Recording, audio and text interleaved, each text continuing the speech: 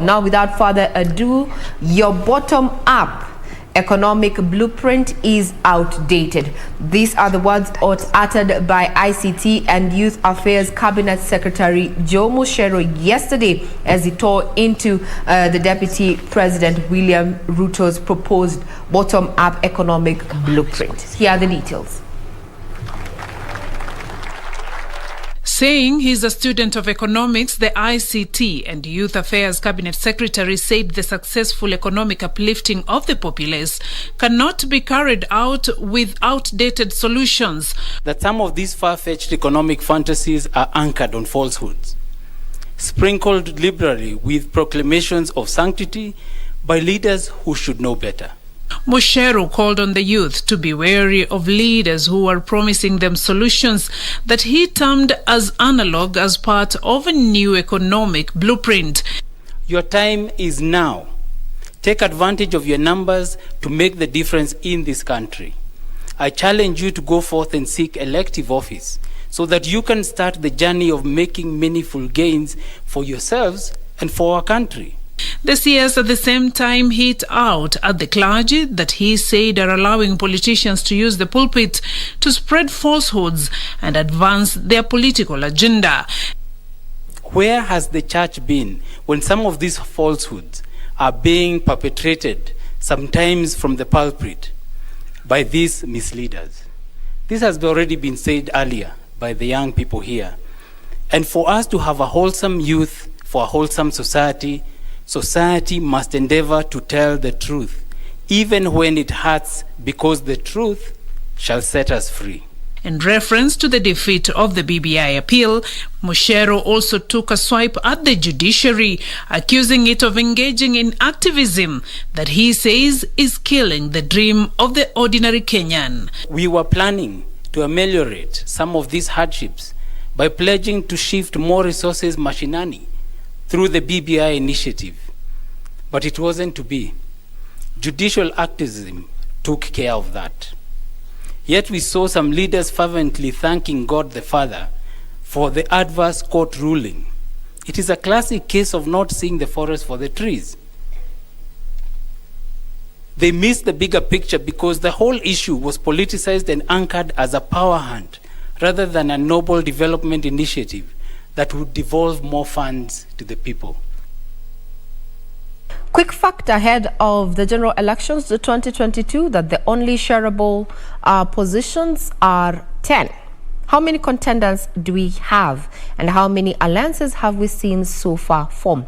Remember, we are just but barely a year to the August 2022 general election. As you ponder on that, let's talk about matters of security, where drama ensued at the Likoni Ferry Channel on Monday morning as a special police unit nabbed 2 terror suspects. The duo were intercepted on their way to the Mombasa CBD from the DRC through the Lunga Lunga border, while in possession of 2 AK-47 rifles, explosive making materials, 7.62 kgs of ammunition, and 150 rounds of ammunition. Well, here are the details as put into perspective by Juni Karisa. At around 10 o'clock Monday morning, a special police unit anonymously pitched camp at the Likoni Ferry Channel as they set a trap for 2 terror suspects. The 2, said to be Kenyan nationals, arrived at the channel and paid their dues as is the norm. As they waited to board the ferry, the special task force carefully pounced on them and bundled them up. In their possessions were 2 AK-47 guns, explosive making material, 7.62 kilograms of ammunition, 150 rounds of ammunition, 3 machetes, as well as explosive manual booklets. While confirming the arrest, Coast Regional Commissioner John Elungata said shared intelligence led to have intercepted the 2 from the DRC to the Lunga Lunga border as they made their way into Mombasa town. Investigations to unravel their true identities as well as the motive are still ongoing as police presence remains heightened across the CBD. Still on matters security, police in SIRANGA, Ugenya Sub-County in Siaya County are investigating a burglary incident that left 4 night guards dead and 2 shops broken into in Sunday night's raid by suspected thugs. Tension is simmering between the police and traders at SIRANGA Market in Ugenya Sub-County, Siaya County, with the latter accusing the police of sleeping on their job. This follows an incident last night when suspected robbers killed 4 night guards and stole goods of unknown value from 2 shops. My shop was broken. When I get in there, I found some money that I left there was not there, almost 80,000. Some goods were taken there. Until now, I have not received any information from our security officer. Sababu hii kitu inaonekana ilikuwa imefanyika baada ya curfew hour. Na ni kama imefanyika mwendo wa saa 5 hivyo, sababu wao ukiwaona saa hizi asubuhi unaona kama mwili yao imefura. The irate traders are accusing police officers at SIRANGA police post of failing to respond to distress calls, yet the police post is only a few meters from the market. Hii wizi sio ya siku moja ama 2 ama 3. Tumekuwa na shida kwa sababu 2 weeks ago kuna maduka zilifunjwa 2. Ripoti tulipiga, hakuna kitu ama uchunguzi yoyote ilifanyika kutoka kwa maafisa wa polisi. The bodies of the deceased have since been moved to Ukwala Sub-County MOCHERU. Police in the meantime say they are on the trail of the suspects. Wakati tumekuja kwa scene tukakuta wezi walikuwa hapa na wakavunja duka moja na wakaua watchman 4 na wameiba vitu ya duka, sukari, kimbo, na hiyo vitu bado tunaendelea na uchunguzi. Tuko na leads ambayo ya ile watu wamefanya kitendo. Kwa hivyo ndio kwa haya kwa sasa, lakini tuko na leads, tuna follow tujue ni majambazi gani ambao wameua watchman hapa. Now, away from matters security, is that the government has raised concerns over the low number of adults above the age of 58 who have yet to receive the COVID-19. Now, the Ministry of Health Principal Secretary Susan MUCHERU at the same time said that the trend was worrying, with statistics indicating that the high number of fatalities are being recorded in the same age group. This as Kenya received the first batch of the 880,460 doses of MODERNA COVID-19 vaccine. As the country plans to vaccinate at least 10 million people by December this year and 26 million by June next year, the government has raised a red flag on the number of adults above the age of 58 years who have been vaccinated. Analysis of our data has shown that 70% of the 4,497 deaths that have been reported so far are occurring in persons over 58 years of age, followed by those who are over 50 years old. It is therefore disheartening to observe that despite prioritizing the vaccinations of persons above 58 years, who are estimated to be 2.6 million, only 91% are fully vaccinated. It is therefore a matter of great urgency that we get 2.3 million people in this category quickly vaccinated to protect their lives. And Monday morning, Kenya received at least 880,000 doses of the MODERNA COVID-19 vaccine, part of the 3.5 million doses to Kenya donated by the US government through the COVAX facility. With this donation of 460 doses of MODERNA from the United States government, Kenya will now have received a total of 3.6 million doses of COVID-19 vaccine. Principal Secretary Susan MUCHERU saying the ministry targets to vaccinate at least 150,000 people a day from the current 40,000. 1.6 million Kenyans have received their first dose, and 780,000 Kenyans are now fully vaccinated. We continue to be encouraged by the increasing uptake of the vaccines in the country, because last week alone we attained a daily vaccination rate of 40,000 people per day. And on Friday, we hit a record of 70,000 vaccinations in a single day, placing us on focus on course to achieving our target of administering 150,000 doses daily before the end of September. In Kiambu County, the government has kicked off a mass vaccination drive targeting over 50,000 residents in 2 days. In another 2 weeks, hiyo figure itarudi chini na ndio tumeanza hii mpango ya mass vaccination. So far, tume vaccinate karibu 145,000 people katika Kiambu. To date, a total of 2,412,209 doses of vaccine have been administered across the country, including 1,631,022 first doses and 781,187 second doses. Now, going forward, outlets or rather vaccination points that are offering AstraZeneca will continue offering AstraZeneca, as well as those that are going to be offering Moderna. It's going to be Moderna. Government, they're coming out and said that we do not want, Wanjiko to mix up these vaccines. However, all of them have been approved by the WHO. So get your jab today and we cultivate herd immunity. Now, Deputy President William Ruto says time is ripe to liberate the country from politics of personality to politics based on issues. Speaking yesterday after meeting leaders from the Western Economic Bloc in Naivasha, the Deputy President vowed he will continue championing the bottom-up approach to the economy, saying the model is aimed at creating jobs. Deputy President William Ruto met leaders from Western Kenya in Naivasha, where he sustained calls for his bottom-up economic approach.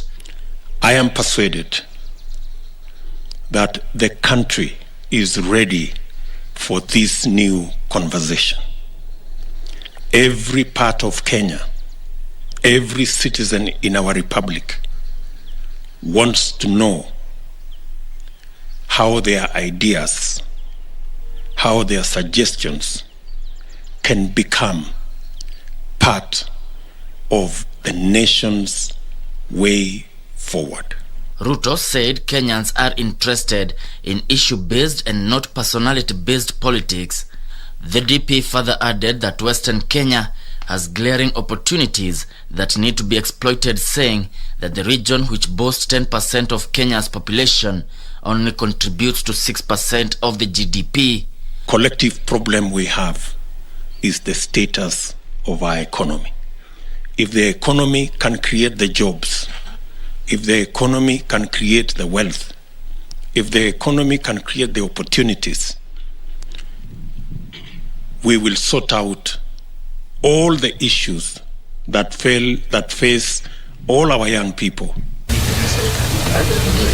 Meanwhile, a section of Mount Kenya region leaders want the monies that had been budgeted for BBI and referendum diverted to more pressing issues. Let us use that money to buy vaccines for the poor people, to buy medicine for the common mwananchi, to use that money to support young people who are currently unemployed.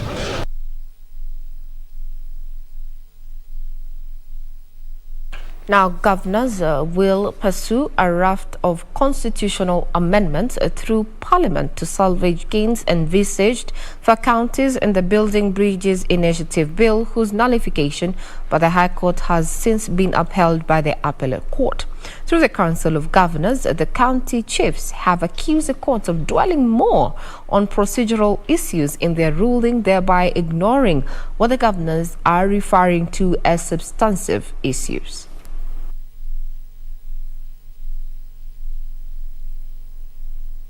Reeling from the decision by a majority of a 7-judge bench that upheld a High Court decision that annulled the BBI process, the Council of Governors, a key cog in the BBI bill, now says the journey for the push to have increased county allocation is not yet over. Meru Governor Kiraitu Murungi, who chairs the Council's Legal Affairs Committee, throwing a swipe at the Court of Appeal, accusing it of ignoring substantive issues in the BBI bill. The Council of Governors supports the spirit of the BBI and the dream of ending divisive elections that result in electoral violence, ethnic antagonism and competition, and the fight against corruption. We, as the Council, we also hope to see inclusivity among the people of Kenya, increased resources to the counties that will span growth to the rural economy where the largest of our population live. Kiraito says the Council of Governors will now sponsor a bill that seeks to amend the Constitution through a parliamentary initiative, calling on both houses of Parliament to adopt a bipartisan approach in a bid to empower devolution. The Council of Governors will work with other stakeholders, including the Legal Affairs Committees on both the National Assembly and the Senate, to ensure that these amendments are passed through Parliament before the next general election. This is the moment to test the political will, the seriousness and genuineness of those, especially in the political class, who are supporting BBI. We expect them to come out strongly to support the bill which the COG is going to sponsor. The Council is keen on pushing for the increment of county allocations from a minimum of 15% to 35%. They will also push for the amendment of Article 202 to ensure that the equitable share of revenue is based on the most recent audited accounts by the Auditor General in the event the National Assembly has not approved the audited accounts. On Article 204 on the Equalization Fund, governors want an amendment to increase it by another 10 years. The governors also want Article 207 amended to create a fund to county assemblies to separate operations of the assembly and that of the county executive. They are also seeking for amendments to allow for the 4-year moratorium for HELB loans for university students and a 7-year tax break for micro and small enterprises. We're keeping a keen look, or rather tabs, on what is going to be transpiring in Parliament, especially after that declaration from the Council of Governors in regard to some proposed bills there that were, enshrined in the shutdown, as they speak, BBI proposal there. Now, talking about matters education, the coastal region has recorded a 60% transition rate to secondary school, the lowest to be recorded countrywide in the 2021 calendar. Poverty, drugs and early pregnancy have been cited as the leading contributors to the worrying state of affairs. Speaking in Jomvu, Mombasa County on Monday, Education Cabinet Secretary Professor George Magoha directed that stakeholders from the region make deliberate efforts to readmit students who dropped out of the school due to some of these challenges to various government schools before Thursday this week. It was a moment of relief for the family of 17-year-old Moses Wafula as he got admitted to Shimolatewa Boys High School in Mombasa after attaining 394 marks in the 2020 KCPE. According to his father, Alfanyi Sidhani, poverty delayed his son's transition to secondary school. Nilikuwa nimefika mwisho na nimekata tamaa. Kisha na maana kazi sina kulingana na corona. Paka sasa nafurahi. His fate seemingly shared by 15-year-old Biosa Hassan, who got a scholarship to study at the Mama Ngina Girls High School. This after futile attempts by her mother Fatma Charo to get funds. Leo Magoa ameingia kwangu, akaona mazingira nilio naishi na akaiza kumchukua mtoto wangu na akamleta hii shule Mama Ngina. Ningependa kuwasihi wazazi wasiwafiche watoto nyumbani, wajitokeze hata kuja mashule, kwa sababu kama ninavyosema huyu ameletwa na waziri, lakini kuna yule ambaye baba alimleta mwenyewe na tukamsaidia. Tumepeleka watoto 1150 ambao ni wa kuriport form 1. Tulitoa pesa 7.6 million purposely ya kulipia watoto ambao wanaingia form 1 kwa mara ya kwanza juzi. The two are among the 40% of students who are yet to fully transit to secondary school across the coastal region. We have about 80% of the children are at school. There are areas that are doing very well, with about 90% or so. This region of the coast is doing very badly. Education Cabinet Secretary George Magoha has directed education officials as well as local leaders to trace all learners who are not in school and ensure they are enrolled in public secondary schools this week. Children in the coast must go to school, all of them. And we want to know if some that are not going, for example, if a child is pregnant, that pregnant child should be taken to school and given all the necessary assistance. Government has given an extra 240 million shillings for us to buy rice directly from where to assist the schools that require children to be fed. Of justice, where a 34-year-old man has been charged for raping a 25-year-old Nazarene University student, Ibrahim Mukulani Hamisi, who appeared before Chief Magistrate Francis Andai, was however freed on a bond of $500,000 shillings and a cash bail of 300,000 shillings. The case will be mentioned on the 6th of September this year. 5th day of July 2021. 34-year-old Ibrahim Malukani Hamisi was on Monday morning presented before the Milimani Law Courts, where he's charged with 2 counts of assault and rape. It's alleged that on the 25th of July 2021, at the Ridgeview Hotel along Jinsala Road in Nairobi, he committed the offense of rape to a 25-year-old Nazarene University student. Hamisi, who was presented before Chief Magistrate Francis Ndai, pleaded not guilty and was granted a bond of 500,000 Kenyan shillings and a cash bail of 300,000 shillings. The case will be mentioned on the 6th of September for pre-trial directions. Now, crossing over to matters of business, the cost of consumer goods is likely to soar in the coming weeks due to the rising freight charges and a severe shortage of shipping boxes. The matter has been exacerbated by a major shortage of vessels during the COVID-19 disruptions.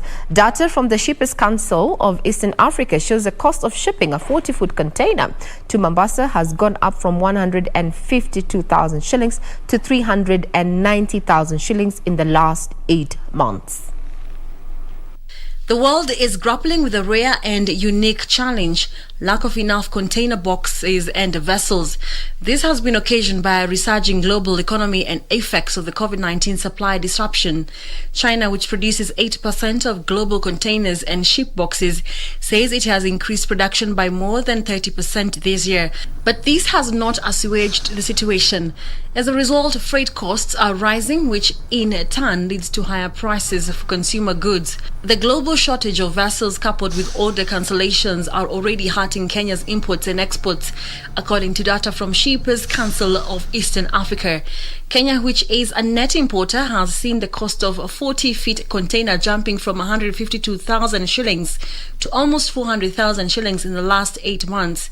Trade and Industrialization Cabinet Secretary Betty Maina says the shortage is hurting Kenya's import and exports, pushing up the cost of goods. We need to focus a lot more on building up our local domestic supply so that we are not as vulnerable to these logistical challenges. I'm glad that last year, in response to COVID, we have started to build up our local supply, and we would continue to work on that. But yes, the container shortage is problematic for everyone who does global trade. Shippers have also complained about delays in getting empty containers, with the shortage having a negative impact on their business. CS Minor says the government is engaging with shipping companies to help ameliorate the problem. She spoke during a review meeting of the just concluded Seoul Expo that took place in South Korea, where the two countries agreed to deepen their trade ties. Well, we'll be taking a short break, but when we return, we're still going to be focusing on those stories that are making headlines. Do not go away. This is Good Morning Kenya.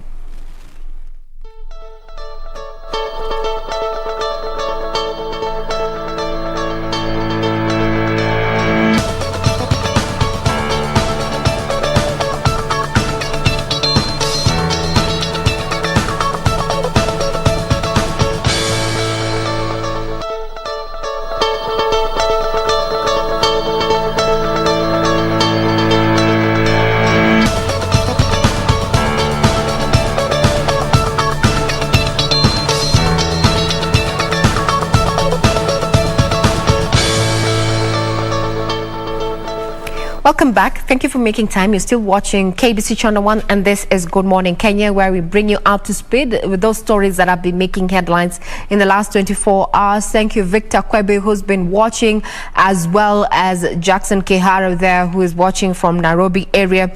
Remember that we are live and you can get also further details in regarding to the stories that you missed in the hour on our website, that is www.kbc.co.ke. We welcome your feedback, include where you're watching this broadcast from. Now we're speaking matters business and looking at the region. That is the East African region, where Kenya and Tanzania have eliminated a total of 20 trade disputes as the two countries move to improve diplomatic and bilateral ties. Speaking during the fourth session of the Kenyan-Tanzanian Joint Commission for Cooperation, the two countries have agreed to accelerate talks to deal with the remaining 40 non-tariff barriers.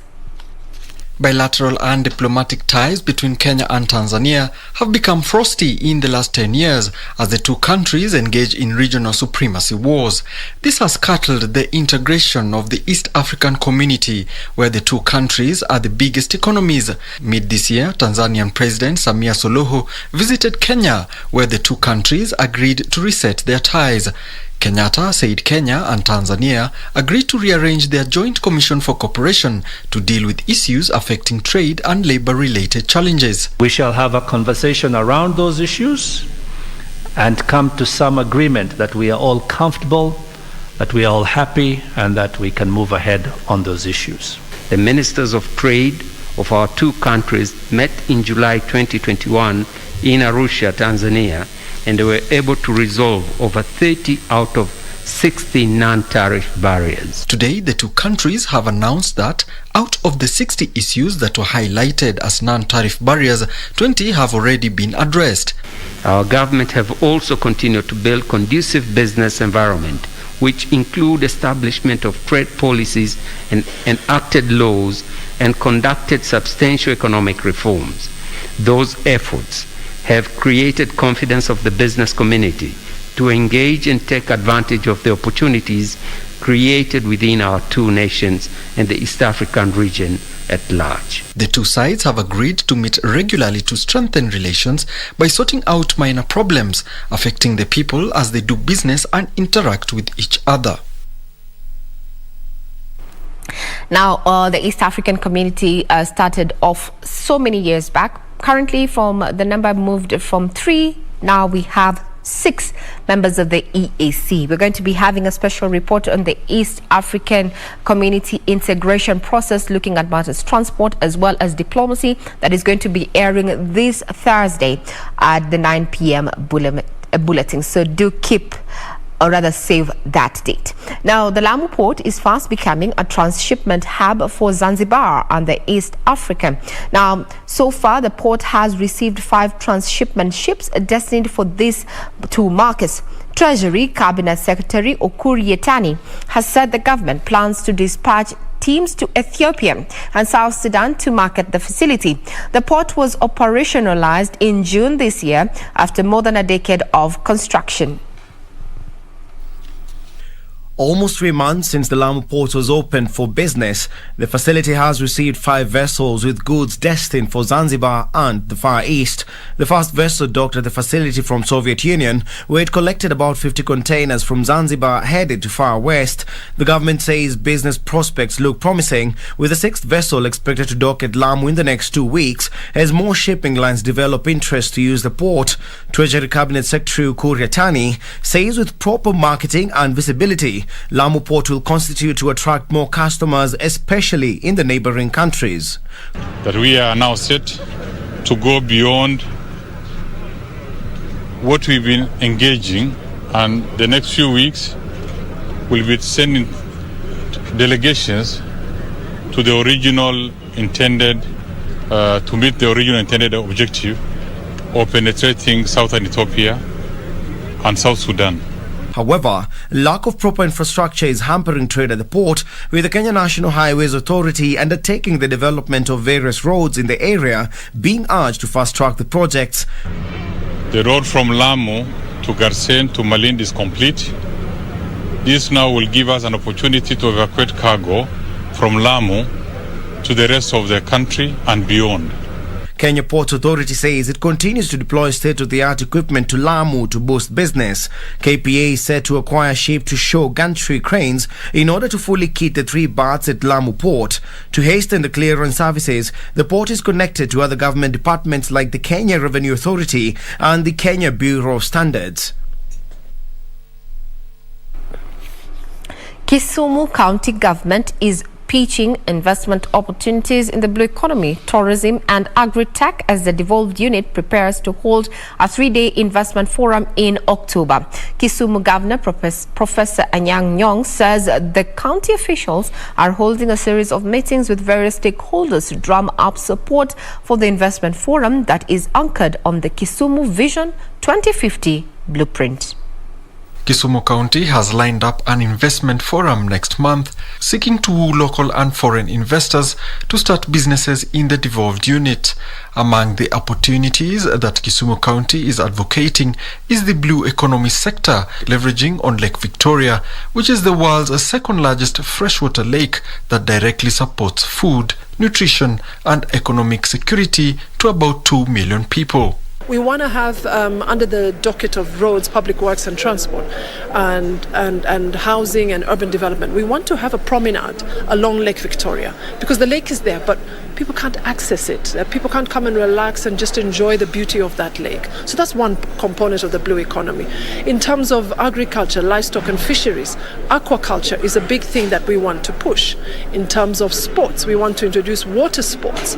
This for me is why devolution was mooted in the first place. The ability to bring the best minds into a county like Kisumu and have structured planning for the development of this county. During the latest meeting with the private sector, Kisumu Governor Professor Anyang' Nyong'o pitched tourism and agri-tech opportunities. So today's meeting was that we met with the private sector from various walks of life. We did brief them about the Kisumu development up to today and what we are looking into the future and the need for private sector investments. We went through the economic fundamentals in the county that investors need to know about and capital requirements that will make development possible. He said the devolved unit was improving investor outcomes through targeted strategies. For the local economy perspective, the people on the ground are excited to see what will become from the trickle-down effect from big investors coming down to Kisumu County and investing on the various parts of the economy there. Crossing over to the sporting arena, the Kenya's powerlifter Helen Mawera will be the first Kenyan athlete to take part in the 2020 Paralympic Games, scheduled to begin on the 24th, which happens to be today to the 28th in Tokyo, Japan. The opening ceremony set for today will be beamed live on KBC Channel 1. Kenya's lone powerlifter Helen Wawira will be the first athlete in the Kenyan contingent to take to the field when she'll participate in the 41 kilograms category on Thursday. Wawira, who received a bipartite invitation, is optimistic of putting up an impressive performance. After Wawira's show, Asia Sururu Mohammed will participate in the PR1 single sculls rowing competition on Friday at Tokyo Sea Forest Waterway. The Kenyan team of 34 athletes will compete in 3 disciplines, namely athletics, rowing and powerlifting. It will be the 12th time Kenya will be participating in the Paralympic Games since their debut at the 1972 Games. Kenya clinched 6 medals, 3 gold, 1 silver and 2 bronze at the previous edition of the Games held in Rio, Brazil 4 years ago. Now, all the best, Helen, there. And as we mentioned, we're going to be beaming the live broadcast of this particular opening ceremony of the Paralympics Games to be held in Tokyo, Japan, which happens to be today right here on KBC Channel 1. And we tell you, we are your true sports partner. The national men's basketball team, Kenya Morans, will begin its Afro-Basket Championship against Ivory Coast on Wednesday, when the Continental Championship begins in Kigali, Rwanda. Now, Kenya, returning to the championship for the first time in 28 years, will then take on Nigeria on Friday in its second match. Kenya will wind up its Group C matches on Sunday against Mali. Kenya warmed up for the finals by facing five-time continental champions Senegal on Sunday in the friendly match, which they lost 67-74. Kenya, under the tutelage of Liz Mills, lost by half a basket, 59-50 to Uganda in its second friendly match played on Monday in Kigali, Rwanda. The championship has attracted a total of 16 teams, and it's set to be held between today and September 5th, and will see top 5 nations booking the tickets to the World Championship.